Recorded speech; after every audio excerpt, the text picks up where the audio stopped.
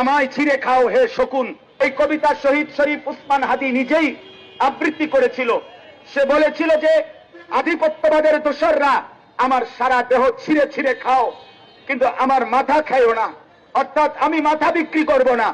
কিন্তু দুশ্মন শহীদ শরীফ উসমান হাদির মাথায় গুলি করেছে, জীবন দিয়েছে, কিন্তু শহীদ শরীফ উসমান হাদি প্রমাণ করেছে ধিম ধিম বাজে গণ তুন্দুবি দামামা, হাকে ধীর শির দেগা লিহি দেগা আমামা।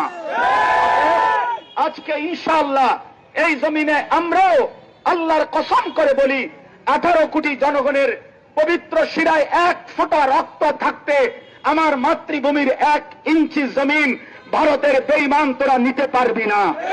এই জমিন 1 রক্ত নয়, 1 হাদি নয়, লক্ষ কোটি হাদির রক্তের পবিত্র জমিনে প্রয়োজনে খুন ঝরবে, কিন্তু আজাদি থাকবেই থাকবে, থাকবেই থাকবে, থাকবে